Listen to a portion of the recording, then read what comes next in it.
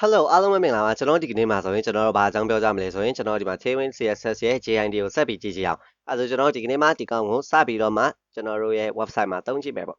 ့အဲဆိုဒီမှာတစ်ချက်ကြည့်ကြအောင်အဲဆိုရင်ねဆိုပါတော့ကျွန်တော်တို့မနေ့အထိတော့ so far ဒီထိပဲTailwind CSS လေးကိုထုတ်ခဲ့ကြတယ်ပေါ့အဲဆိုရင်ဥမာဒီက JIT ကိုမပြောခင်မှာကျွန်တော်ဒီမှာကျွန်တော်တို့ရဲ့ custom CSS တချို့ကိုကျွန်တော်ထည့်လိုက်မယ် okay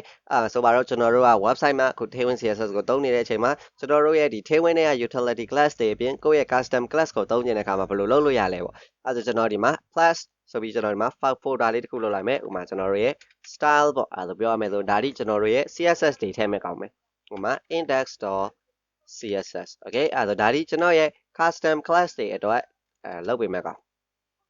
cool အဲ့ဆိုဒီမှာဒီ CSS ထဲမှာကျွန်တော်ဘယ်လိုလုပ်လိုက်မလဲဆိုရင်ကျွန်တော်တို့ dot cat okay အမှဒီ cat လေးကိုကျွန်တော်လုပ်လိုက်မယ်အဲ့ဒါပါလဲဆို padding of 1m ပြီးရင်ကျွန်တော်တို့ကဗာထည့်အောင်မလ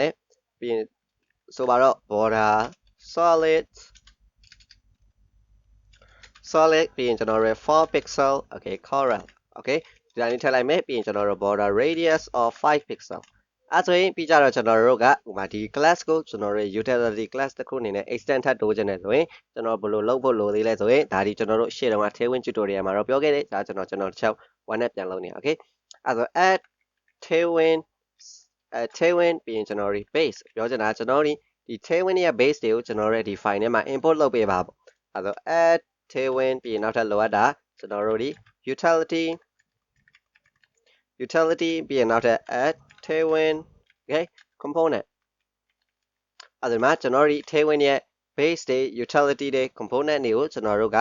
import လုပ်ပေးရတယ် okay အဲ့ဆိုပြီးကြတော့ကျွန်တော်တို့ဘယ်လိုလုပ်လိုက်အောင်မလဲဆိုကျွန်တော်တို့ဒီရဲ့ styles ဒီ index.css ကိုကျွန်တော်တို့ input အနေနဲ့ combine လုပ်ပေးလိုက်အောင်မယ်အကောင်ကိုဘယ်လိုလုပ်လို့ရလဲဆိုကျွန်တော်တို့ကြည့်လိုက်ပထမနေ့ကကျွန်တော်တို့လုပ်ခဲ့တဲ့အထိတော့ပြောရမယ်ဆိုရင်ကျွန်တော်တို့ဒီ disk တဲကိုoutput လေးထုတ်ပေးပါပေါ့အဲ့လိုမျိုး output ကိုပဲပြောခဲ့ကြတာကျွန်တော်အခုဒီမှာ custom ကိုပါထည့်နေတဲ့အတွက်ကြောင့်ကျွန်တော်တို့ဘာလို့လုပ်မလဲဆိုရင် input ကိုပါထည့်ပေးရမယ်အဲ့ဒါဒီမှာ npx tailwind css ပြီးရင် dash I okay ဒါပြောချင်တာကျွန်တော်တို့ဒီ input file မဲ့ဘယ်ကောင်လဲဆိုတော့ကျွန်တော်တို့ရဲ့ styles ထဲက index.css okay ဒီ style တွေက index.css ပြီးကြနောက်ထပ်ဘာထည့်အောင်မလဲဆိုတော့ -o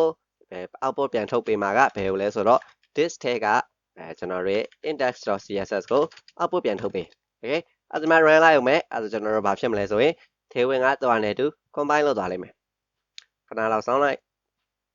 okay အဲ့ဆိုရင်ဒီမှာကျွန်တော်ဒီတိုင်းတာပြီးသွားခဲ့ပြီဆိုရင်ကျွန်တော်တို့ရဲ့ဒီရဲ့ output file ကိုတစ်ချက်လောက်ပြန်စစ်ကြည့်အောင်အဲ့ဆိုဒီမှာ output this ထဲမှာဆိုရင်တစ်ချက်ကြည့်ကြည့်လိုက်အဲ့ဆိုဒီမှာကျွန်တော်တို့ဗာမြင်ရမလဲဆိုရင်ကျွန်တော်တို့ရဲ့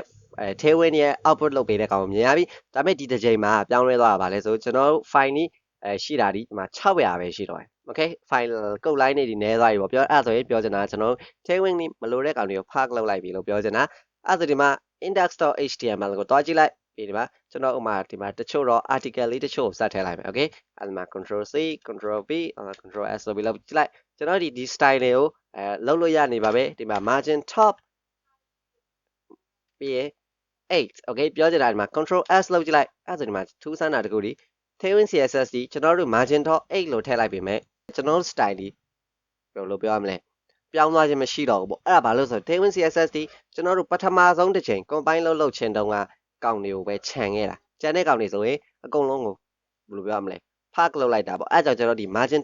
top ဆိုတဲ့ utility class ဒီကျွန်တော်တို့ရဲ့ဒီထဲမှာမရှိတော့ဘူးအဲ့ကြောင့်ကျွန်တော်ဒီအလုပ်လုပ်လို့မရတော့ဒါပေမဲ့အခုဒီမှာကြည့်လိုက် my8 ဆိုတဲ့ကောင်ကိုကျွန်တော်ထည့်ကြည့်လိုက်မယ်ဆိုရင် dash 8အဲ့ဒါကြည့်လိုက်ကျွန်တော်တို့ကောင်ဒီမှာအလုပ်လုပ်မှာပဲဘာလို့ဆိုခုနကလို JIT နဲ့ combine လုပ်လိုက်တဲ့အချိန်တွင်းမှာပဲကြံခဲ့တဲ့ class တွေကိုပဲကျွန်တော်တို့ကသုံးလို့ရတော့မှာ okay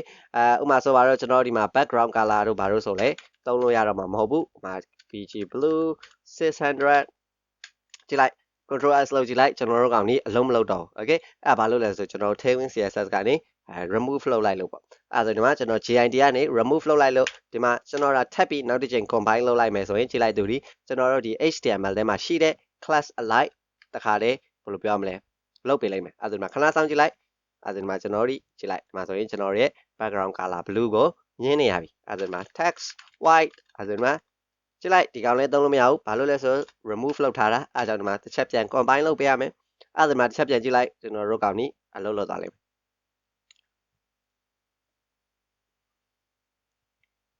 okay အဲ့ဆိုဒီမှာ text white ဆိုတဲ့ကောင်လေးမြင်ရတယ် okay အဲ့ဆိုဒီမှာဆိုရင်ပြောချင်တာ Tailwind CSS မှာအခုလိုမျိုး JIT ကိုစသုံးလို့ရပြီပေါ့ဒါပေမဲ့တစ်ခုရှိတာဒီမှာဆိုရင်မေးစရာရှိလိုက်အဲ့ဆိုအမြဲတမ်းကြီးအဲ့လို combine လုပ်နေရမှာလားပေါ့အဲ့လိုလည်းမဟုတ်ဘူးကျွန်တော်ဒီမှာ terminal ကိုပြန်သွားလိုက်အဲ့ဆိုပြီးကြရင်ကျွန်တော်တို့ဘာလုပ်ပေးလိုက်ရလဲဆို --watch watch အဲ့အနောက်က parameter လေးထပ်ထည့်ပေးလိုက်ဒီကောင်ကဘာလုပ်လိုက်တာလဲဆိုကြည့်လိုက်ကျွန်တော်တို့ terminal ဒီမှာတစ်ချက် run ပြီးရင်ကျွန်တော်တို့ SAS ကို watch လုပ်လိုက်တယ်လို့ပဲသူဒီအမြဲတမ်းဒီကောင်ကို watch လုပ်နေတော့မှာ okay အဲ့ဒါဆိုကျွန်တော်ကဥမာဆိုပါတော့ကျွန်တော်ဒီမှာဒီ paragraph ကိုဒီမှာထားပါတော့ class လေးထည့်လိုက်မယ်ပြီးရင် found bold okay အဲ့ဒါဒီမှာကျွန်တော်တို့ဘာဖြစ်သွားမလဲ control s လုပ်လိုက်အဲ့လိုလုပ်လိုက်တဲ့အခါမှာသူဒီcombine လုပ်သွားလိမ့်မယ်ပြီးရင်ကျွန်တော်တို့ကောင်ကိုreal time မှာကြည့်လိုက်ကျွန်တော်တို့ text ဒီဒီမှာဖြစ်သွားပြီအဲ့ဆိုပြောချင်တာကျွန်တော်ဒီပြောမယ်ဆို JIT ကိုအမြဲတမ်း watch လုပ်ပြီးတော့မှထားလိုက်တာပဲအဲ့ဆိုကျွန်တော်ဒီမှာနောက်ထပ် class တစ်ခုထည့်လိုက်မယ်ဥပမာဆိုပါတော့ ul ပြီးရင်ကျွန်တော်ဒီမှာ li ပြီးရင်ကျွန်တော်တို့ရဲ့ကျွန်တော် list လေးတွေတစ်ချက်ထည့်လိုက်မယ်ဥမာ okay ပြီးရင်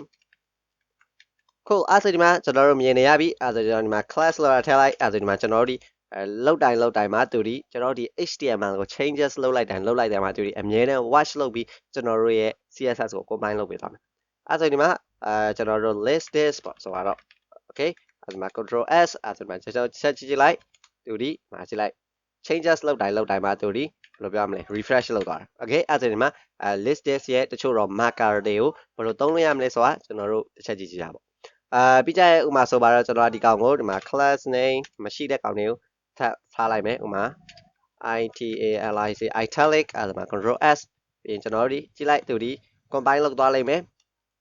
ကြည့်လိုက်တခါတည်း combine လုပ်ပြီးတော့မှကျွန်တော်တို့ကောင်ကြီးအဲ့ဒါဒီမှာအမြဲတမ်း JIT ကို watch လုပ်နေရမယ် okay cool stuff အဲ့ဒါဒီမှာကျွန်တော်ဒီ JIT ကိုဘယ်လိုမျိုးစပြီးသုံးလို့ရလဲဆိုတာလေးရပြီအဲ့ဒါဒီမှာနောက်ထပ်ဗီဒီယိုမှာဆိုရင်ကျွန်တော်ဒီ Tailwind JIT ရဲ့ကျွန်တော်တို့ Tailwind config နဲ့ဘယ်လိုမျိုးတွေလုပ်လို့ရမလဲဆိုတာတစ်ချက်လောက်ကြည့်ကြအောင်